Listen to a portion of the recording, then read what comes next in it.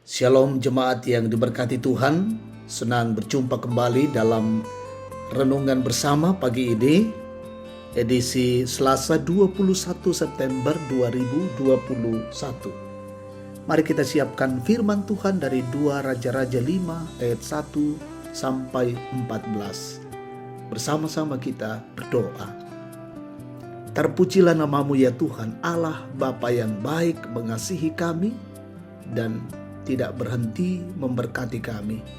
Bersyukur pagi hari ini menyambut hari baru. Dan ada kerinduan hati kami untuk membaca dan merenungkan firman Allah.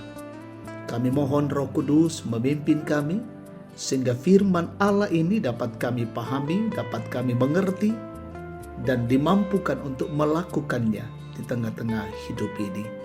Bersabdalah ya Bapa, kami siap mendengarkan sabdamu.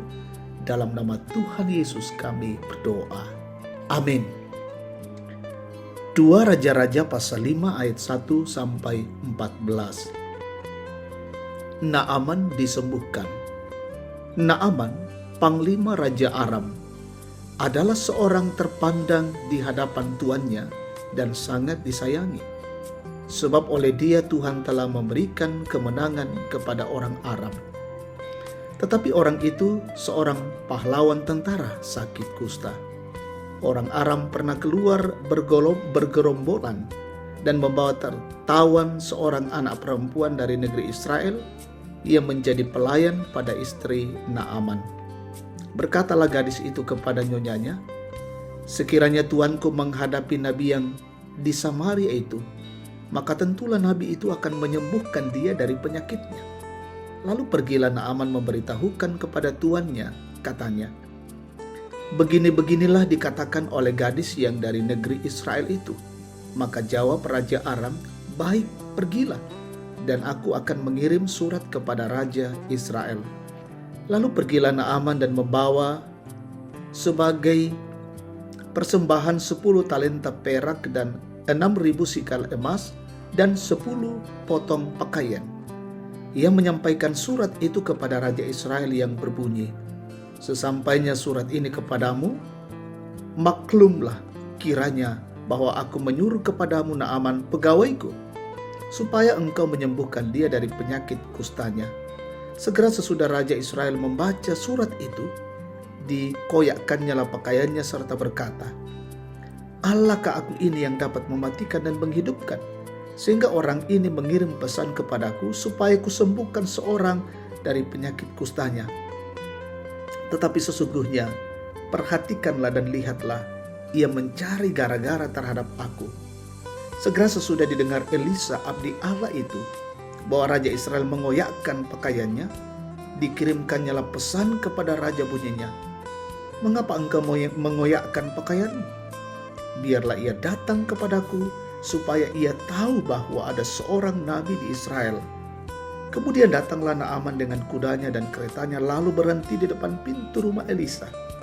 Elisa menyuruh seorang suruhan kepadanya mengatakan, "Pergilah mandi 7 kali dalam sungai Yordan, maka tubuhmu akan pulih kembali, sehingga engkau menjadi tahir." Tetapi pergilah Naaman dengan gusar sambil berkata, "Aku sangka bahwa setidak-tidaknya ia datang keluar dan berdiri memanggil nama Tuhan Allahnya, lalu menggerak-gerakkan tangannya di atas tempat penyakit itu, dan dengan demikian menyembuhkan penyakit kustaku. Bukankah Abana dan Parpar, sungai-sungai Damsyik, lebih baik dari segala sungai di Israel? Bukankah aku dapat mandi di sana dan menjadi tahir?" Kemudian berpalinglah ia dan pergi dengan panas hati. Amin, firman Tuhan. Tema kita saat ini, belajar menghargai pertimbangan.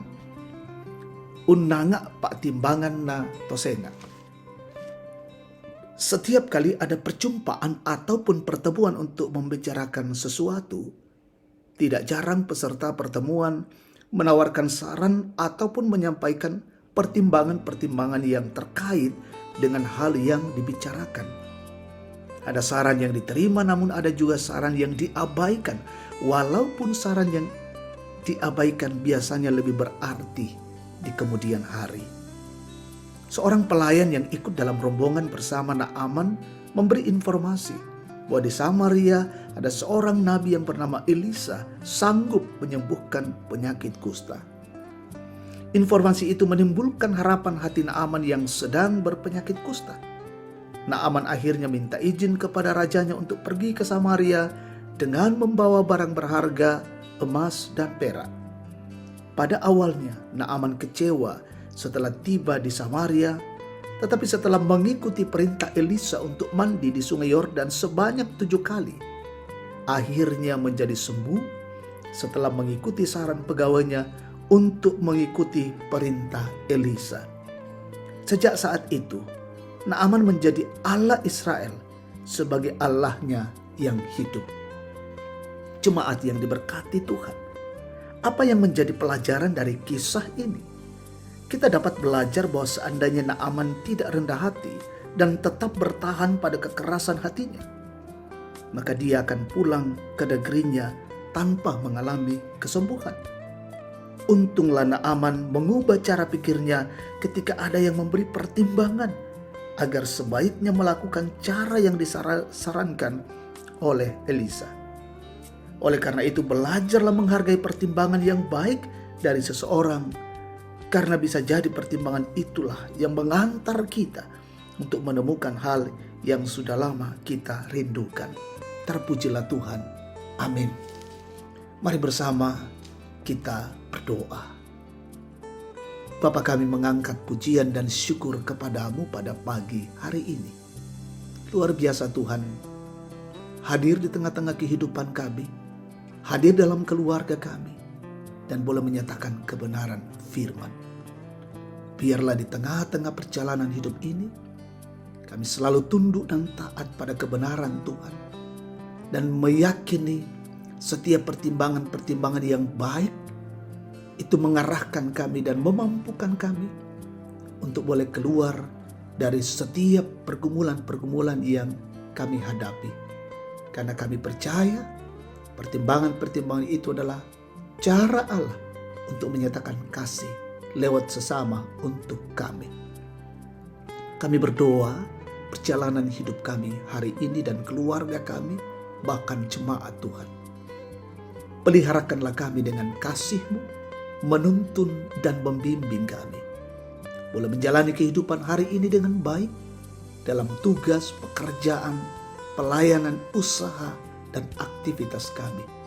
Kami percaya Roh Kudus menuntun dan menyertai langkah-langkah hidup kami. Bahkan seluruh keluarga kami, jemaat Tuhan. Mungkin ada yang sakit, sembuhkan. Yang berduka, hiburkan. Yang mengalami kesulitan hidup, teguhkan mereka. Yang mengalami kesulitan-kesulitan, Tuhan tolong mereka. Bahkan orang-orang tua kami menikmati masa pensiun, menikmati masa tua, selalu dipeliharakan dan dituntun oleh Tuhan. Yang berulang tahun hari ini, Tuhan sempurnakan syukur mereka. Bahkan yang menikmati keberhasilan, sukacita di dalam pendidikan, dalam pekerjaan dan usaha, Tuhan sempurnakan syukur mereka. Berkati pemerintah, bangsa dan negara kami. Berikan hikmat, tambahkan hikmat bagi mereka, menuntun dan memimpin kehidupan seluruh masyarakat bangsa Indonesia. Dan berkati semua pelaksanaan vaksin, pelaksanaan vaksinasi di setiap daerah, di setiap kota, dan terus berjalan dengan lancar. Bahkan Tuhan berkati garda terdepan semua satuan COVID-19 TNI Polri yang terus mengatasi penyebaran COVID-19, kiranya secepatnya boleh diatasi dan wabah ini berlalu dari kehidupan kami. Terima kasih Bapa, ini doa syukur kami pagi hari ini. Kami naikkan padamu di dalam nama Tuhan Yesus, Tuhan dan Juru Selamat. Amin. Demikian renungan pagi bersama. Tuhan dipermuliakan, Tuhan memberkati kita semua.